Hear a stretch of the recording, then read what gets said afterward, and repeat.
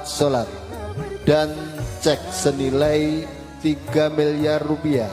Saudara bayar tunai. Inilah rekaman video akad nikah Sutarman, kakek berusia 74 tahun, dan Sheila Arika yang berusia 24 tahun. Akad nikah yang berlangsung di rumah mempelai wanita di Kecamatan Bandar Pacitan, Jawa Timur, berlangsung pada 8 Oktober. Saat akad nikah, sang kakek menyerahkan selembar cek senilai 3 miliar rupiah. Saat pesta digelar, semua tamu undangan yang datang mendapatkan uang sebesar Rp100.000 per orang. Video akad nikah dengan mahar fantastis tersebut menjadi viral di media sosial. Belakangan muncul kabar bahwa cek tersebut diduga kosong dan pengantin pria kabur. Namun keluarga pengantin wanita membantah bahwa pengantin pria kabur dan membenarkan pengantin telah berbulan madu di Wonogiri, Jawa Tengah. Mahar cek itu ya iya. Dengan maksudnya berupa dengan cek itu bukan cash gitu, memang iya. Benar. Selain pihak keluarga, kepolisian juga turun tangan dikarenakan viralnya mahar pernikahan dengan jumlah fantastis. Untuk hasil cross-check di lapangan, itu sudah saya koordinasi dengan pihak keluarga. Kepergiannya kedua mempelai itu berdua, jadi mempelai laki-laki dan perempuan. Pergi kedua seizin dapat restu dari kedua orang tua. Kebenaran mahar nikah berupa cek senilai 3 miliar rupiah belum dapat dipastikan. Keluarga berharap agar cek tersebut benar dan bisa dicairkan. Dari Pacitan, Jawa Timur, Ahmad Subeki, iNews melaporkan. Ya, kita ke informasi lain pemirsa. Lagi-lagi akibat lemahnya konstruksi bangunan, aula sebuah pondok pesantren ambruk. Kali ini terjadi di Ponpes Al-Hikmah di Lampung Selatan, Lampung.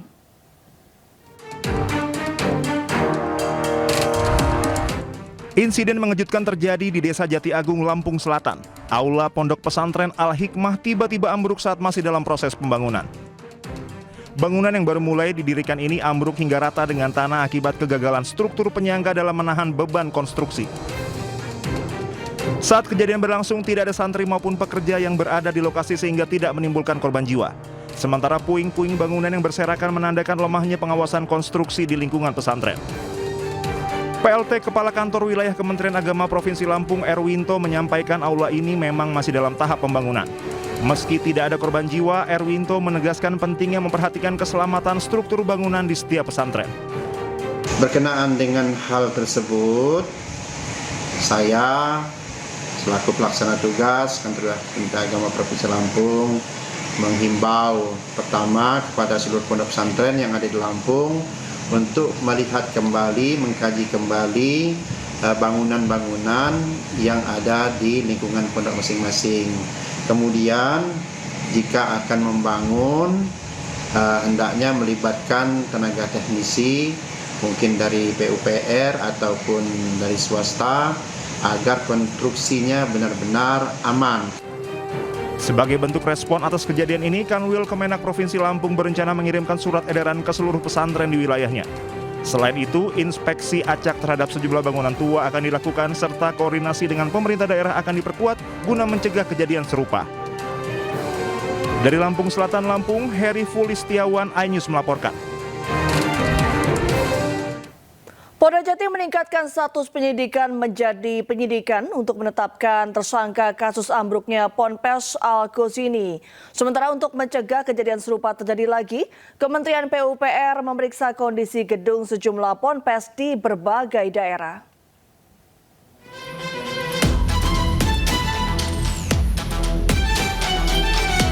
Polda Jatim telah meningkatkan status penyelidikan menjadi penyidikan dalam kasus ambruknya musola pondok pesantren Al-Ghazini, Sidoarjo.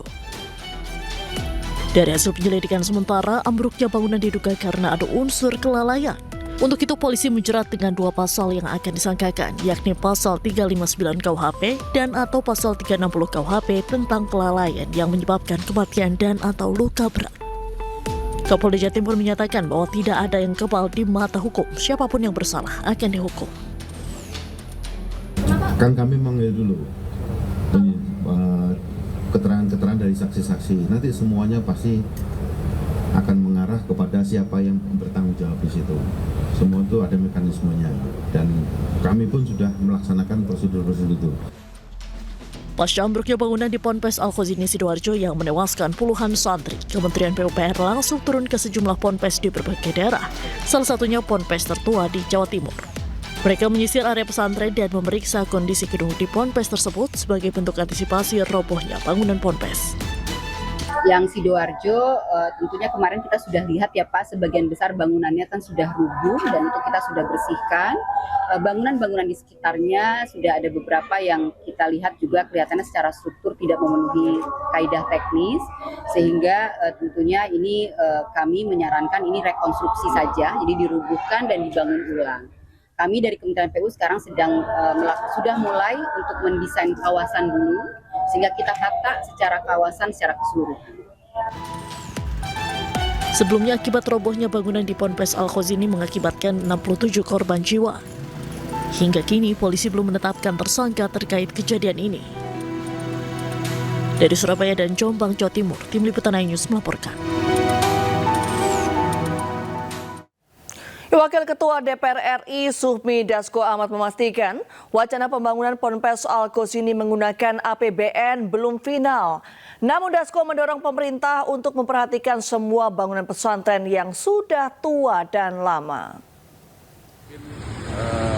Masih belum pada satu kesimpulan, tapi pada intinya DPR RI akan mendorong juga pemerintah untuk memperhatikan bangunan-bangunan pesantren yang sudah lama dan tua untuk supaya dapat dibantu untuk mengantisipasi supaya tidak terjadi lagi hal-hal seperti yang kemarin terjadi. Pemirsa, Menteri Sosial Saifullah Yusuf memantau kondisi korban ambruknya Ponpes Al-Khazini, Buduran Sidoarjo, Jawa Timur yang dirawat di RSUD Notopuro, Sidoarjo, Jawa Timur. Mensos memastikan pemerintah memberikan pendampingan medis bagi para korban.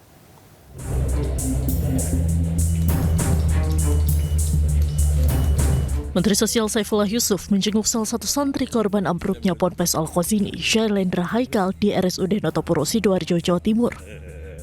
Mensos mengungkap upaya perawatan dan penyembuhan Haikal terus dilakukan tim medis.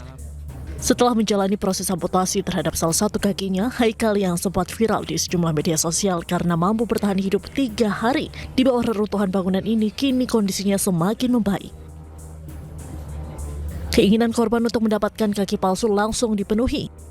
Mensos Saifullah Yusuf menegaskan selain kaki palsu, pemerintah juga akan melakukan pendampingan kepada orang tua korban dalam merawat korban yang mengalami disabilitas akibat musibah Ponpes Al-Khazini yang ambruk Senin 29 September lalu. Jadi alat-alat bantu tidak hanya kaki palsu, nanti ada juga misalnya kursi roda atau apa gerak, itu semuanya akan dibantu. Tapi lebih dari itu yang lebih penting adalah perlindungan dan jaminan sosialnya.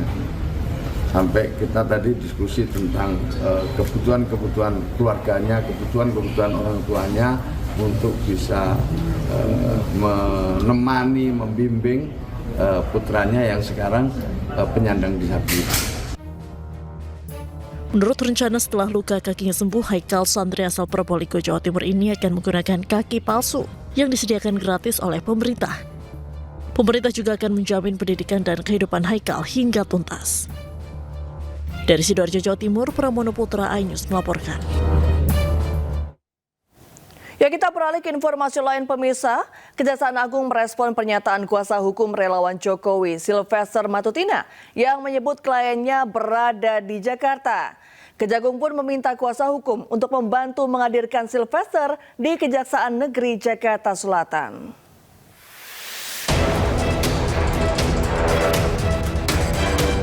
Kuasa hukum Ketua Umum Solidaritas Merah Putih Sylvester Matutina menyebut kliennya berada di Jakarta. Sebelumnya, Kejaksaan Negeri Jakarta Selatan mencari keberadaan relawan Jokowi itu untuk segera dieksekusi. Bahkan massa berdemo menuntut Sylvester segera ditangkap.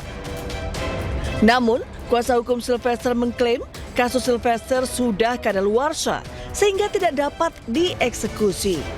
Bahkan pihak yang berencana mengajukan peninjauan kembali untuk kedua kalinya. Pak Sylvester yang intinya ada di Jakarta. Itu dulu saya jelaskan ya. Intinya ada di Jakarta terkait dengan eksekusi yang akan dilaksanakan oleh Kejaksaan. Sebenarnya aliansi dari Aruki itu telah menggugat Kejaksaan Negeri Jakarta Selatan di Pengadilan Jakarta Selatan dan jelas gugatannya ditolak. Artinya apa? Eksekusi tidak perlu dilaksanakan lagi. Itu yang perlu saya sampaikan. Terkait dengan referensi hukum yang bisa saya sampaikan terhadap perkara Sylvester Matutina, bahwa jelas pasal yang menjerat Pak Sylvester telah kadaluarsa. Oke, menjalankan putusan terkait dengan undang-undang hukum pidana yaitu pasal 8485 bahwa peristiwa tersebut telah kadaluarsa dan tidak patut untuk dieksekusi lagi. Merespon pertanyaan bahwa Sylvester Matutina ada di Jakarta, Kapus Penkum Kejagung Anang Supriyatna pun meminta pihak kuasa hukum membantu menghadirkan Sylvester di Kejaksaan Negeri Jakarta Selatan. Anang menyebut hingga saat ini Kejaksaan masih berupaya mencari keberadaan Sylvester, namun ia memastikan langkah-langkah hukum untuk pelaksanaan eksekusi terhadap Sylvester telah dilakukan oleh jaksa eksekutor. Akar permasalahan bangsa ini adalah ambisi politik Yusuf Kala. Mari. Sebelumnya Sylvester Matutina telah divonis bersalah atas kasus pencemaran nama baik terhadap mantan Wakil Presiden Yusuf Kala pada tahun 2018 lalu.